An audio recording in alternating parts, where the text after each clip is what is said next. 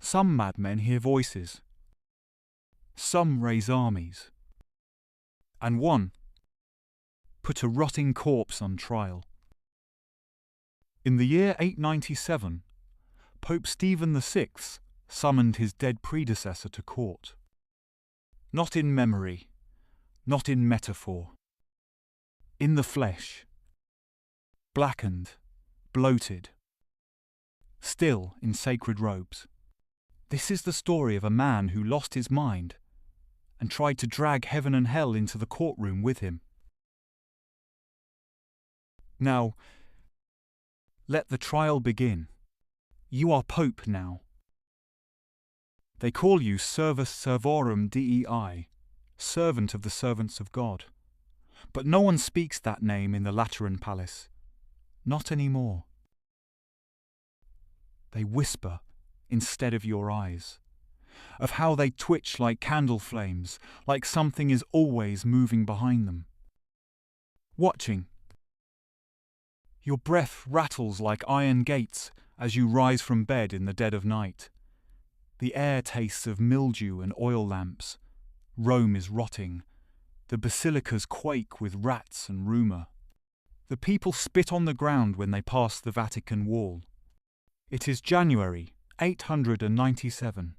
The Tiber overflows. The palace is sweat filth. And you have unfinished business with the dead. Bring him, you whisper to the guards. Bring the Pope. But, Your Holiness, one stammers. He's been dead for over a year. Then let him come to trial, you snap. All the more reason. They obey. They must.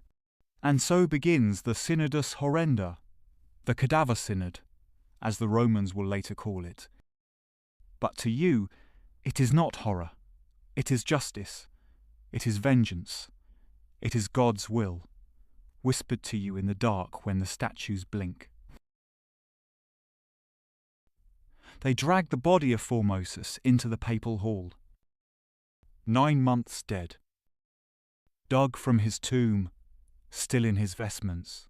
He slumps like damp parchment, blackened hands folded in mockery of prayer. His skull hangs loose in its sack of skin. You seat him on the throne, his bones creak like shipwrecks. He stinks. Not of death, of defiance. Do you deny it? You howl.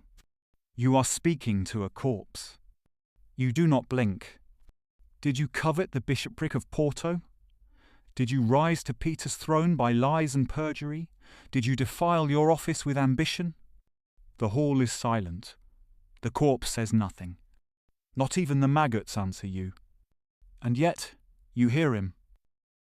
In the recess of your skull, in the blood of your temples, you hear him laughing. He must answer.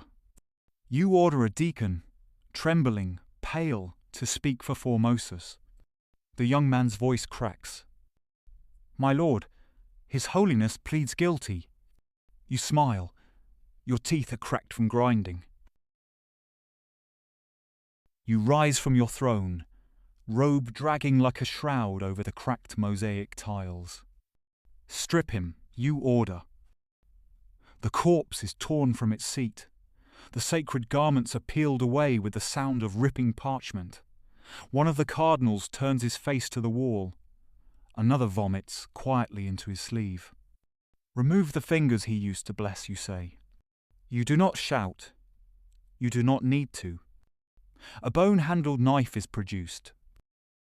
Snap, snap, snap. 3 fingers fall to the floor and lie there like worms in snow. You lean forward.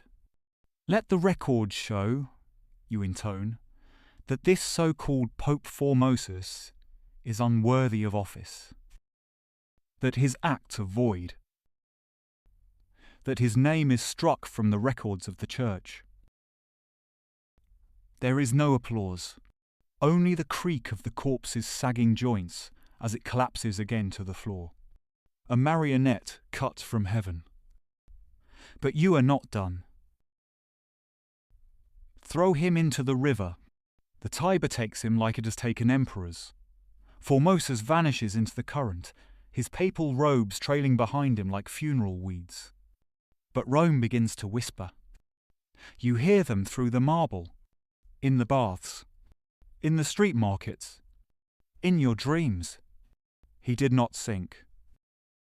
He came back. They say Formosus's corpse washed ashore, bloated, twisted, but whole. They say the people took it as a sign. You cannot sleep. The river calls your name now. The statues blink when you walk past them. At night, you smell rot even when the windows are shut.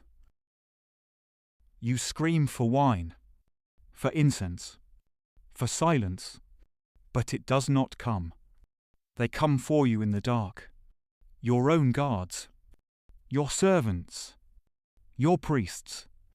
They throw you into a cell beneath the Lateran. The floor is cold stone. Your fingers twitch in your sleep. You dream of trial, not giving it, but receiving it. The corpse speaks now, and you are the one bound in robes. Weeks later, they find you strangled. Some say it was a mercy. Others say it was a mob. No pope dares mention your name for years, but the smell of old rot never quite leaves the palace. If you enjoyed this descent into madness, subscribe for more true stories from the edge of history. From mad popes to cursed kings, the past is darker than you think. See you in the next chapter. Until then, sleep well.